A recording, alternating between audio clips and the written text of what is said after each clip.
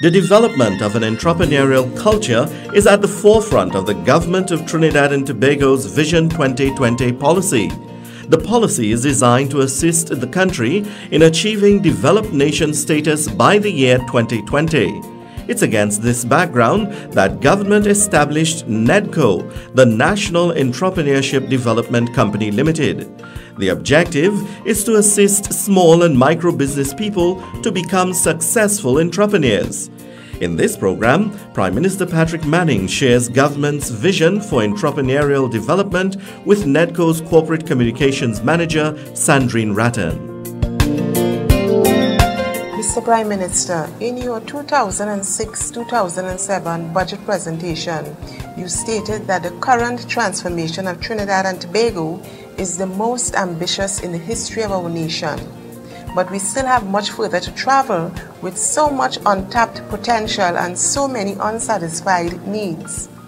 How do you see organizations such as NEDCO fulfilling the need for both individual and organizational wealth creation and empowerment? Well, you know, NEDCO came out of a perceived need. In 1995, I think it was, we held a consultation at Shagaramas. And we were talking about business development. And one of the things that emerged out of that was the shortage of funding. There were a number of people around the place with all kinds of ideas for business development and entrepreneurship. But funding was the factor that was in very short supply. We hadn't had a chance to do anything about it before we went into opposition. But while in opposition, we used the time to properly conceive this thing. So when we got back into government in the year 2001, we were in a position to put it in place. And we started off by setting up NEDCO with a funding portfolio. But that we recognized from quite early that money is one thing, but you must have some basic skills. Because we were moving into an area among a group of people who had no entrepreneurial training, even though they may have had the potential for it. They had no training, and therefore they needed some exposure to different aspects of the conduct of business that they would have needed as a prerequisite to any successful entrepreneurial venture. So we did that, and then we made money available, and we associated that effort with the Small Business Association.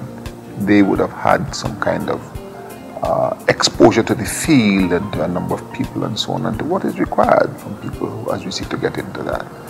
So that's how NEDCO started, and it has done quite well. In fact, we've just raised the limits from $50,000 to $100,000, is it? That's what I think we've just done. But more than that, for those who successfully repay their first loan, they can now come back for a second loan of $250,000. In other words, we have built into the program now a component that allow businesses to grow, and that's very important.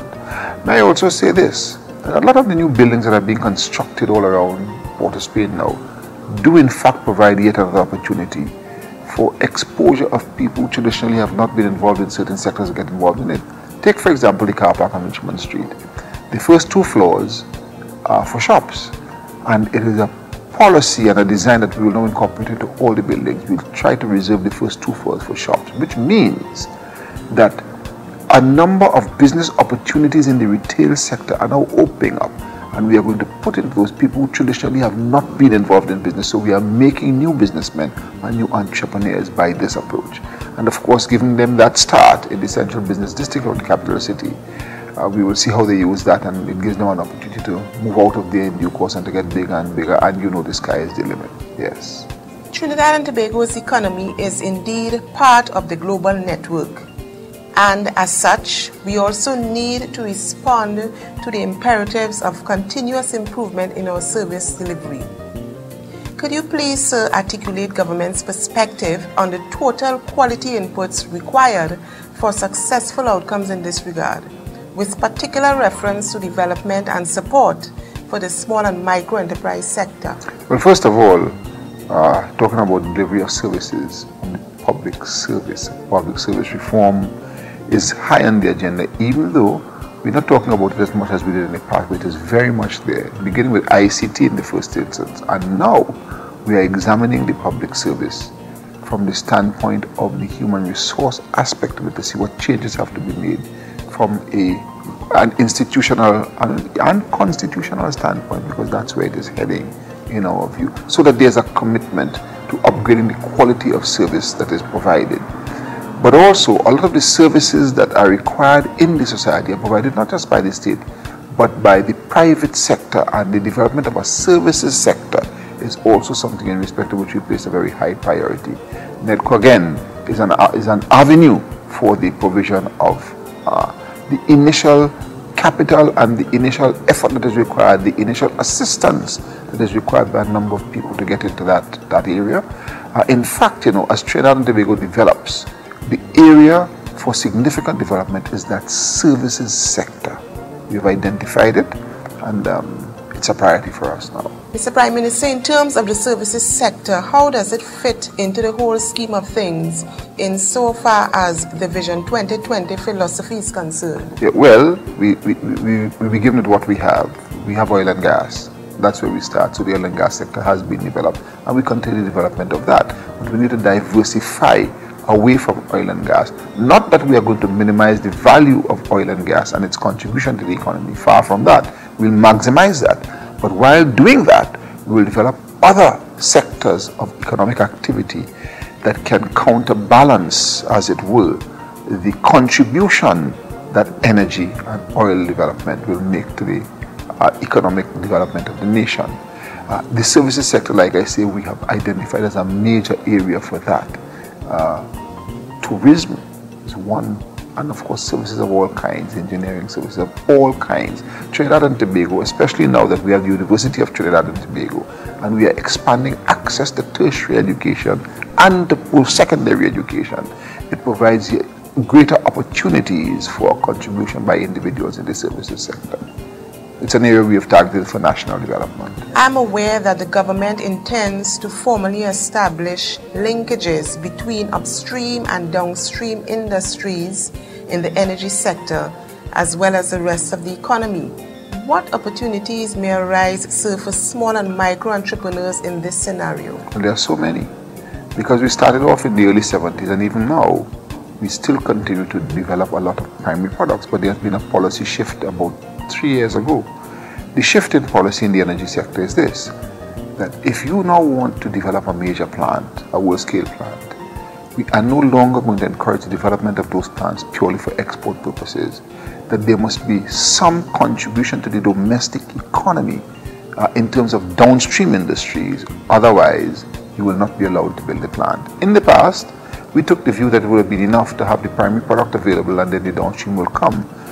Experience has told us that that is not so, and that for the downstream to come, it must be part and parcel of the initial decision to allow the primary production in the first place. So that today, we're talking about iron and steel. SR Steel is about to develop an iron and steel complex, but there's significant downstream with that. The alutrin smelter in La Brea is not the alutrin smelter alone. Very little of that production is exported, and in fact, some of that production is going to be available on the domestic market as hot metal, but the bulk of it is going to be converted to wire rods and to cable and wire and different downstream products as a result of the availability of the primary product on the domestic market. We have moved away from primary production alone and into downstream, because it is in the downstream that the jobs are created and the opportunities are created for the small man and for the new entrepreneur. So when we talk, for example, about a petrochemical sector, and we are going to manufacture ethylene and polyethylene and propylene and polypropylene, these items, the polypropylene and the polyethylene, these are the raw materials that will now become available, and especially in those two areas, the plastics sector, will now become available to smaller entrepreneurs who can use relatively small quantities of these to make businesses, to engage in business activity that has the potential for our export capability, and therefore significant profits and therefore significant benefits to the owners and the entrepreneur. It's a very integrated arrangement that is well understood by us and which we are marketing very significantly. And this brings me directly to my next question, which has to do with the government's procurement policy. How may players in the SME sector benefit from this particular decision? An important element of that is a decision by the government to reserve 10% of government contracts for the small and micro enterprise sector. We've also set up And that is being implemented right now. And in some sectors, it is more than 10%. For some companies, it is more than 10%. We also have started the special purpose state enterprise with particular reference to CISL, Community Improvement Services Limited, PSAEL, Palaseco Agricultural Enterprises Limited, and the RDC, the Rural Development Company of Trinidad and Tobago. Those three, there's a fourth. The fourth one will be Eastport Spain Development Company Limited. But then we also have the Sporting Company, which fits into it also. As these companies do their work, and their work is infrastructure upgrade in Trinidad, Tobago is handled under separate cover. As these companies do their business, they have been mandated to do it through small and micro enterprises rather than through established large businesses. And if you go in the field, you will see it. In Kokia Village, for example, where the pilot project in community upgrade was done, there were some 33 projects that were involved in that upgrade, and there were 19 contractors, 12 of whom came from Kokia Village itself. So that we've really gone to the micro level. We've really gone to the micro level, and we've had to adjust our approach to funding these contracts to ensure that the small man has a chance to participate in it. For example, normally on mobilization you pay 25% of the fee. For the small businessman, if you pay him 25%, he will have to go to a bank to get money to get the thing going properly, because 25% going up will not be enough. What we've decided to do, therefore, is to increase that. They pay them 40 and 50% up front. And it works. I mean, very few defaulters. It is working quite well. And the small businessmen are saying so. So, indeed, in the procurement arrangement for services, we have gone the route that is designed to ensure that the wealth of the society is trickling down to the base, the economic base of Trinidad and Tobago. Very successful policy already. Given what you have alluded to earlier in this interview, could you, sir, give some closing comments as it relates to entrepreneurial development in Trinidad and Tobago? We have conceived of the modern industrial state, a modern industrial state of iron and steel, methanol, iron and steel, aluminium, plastics, and ICT. Those are the basic elements of the modern industrial state. And as we make these products available on the domestic market, the opportunities for small entrepreneurs are endless. All kinds of industries are involved. In fact, to some extent, some say that the restriction of what is possible is based only on the capacity of the mind to conceive it. Honorable Patrick Manning, Prime Minister of the Republic of Trinidad and Tobago, it was indeed a pleasure speaking with you on this very important issue of entrepreneurial development as we chart new horizons towards attaining developed nation status. You've been listening to Trinidad and Tobago's Prime Minister Patrick Manning sharing government's vision for entrepreneurial development with NEDCO's Corporate Communications Manager Sandrine Rattan. This was a production of the radio unit of the Government Information Service, Republic of Trinidad and Tobago.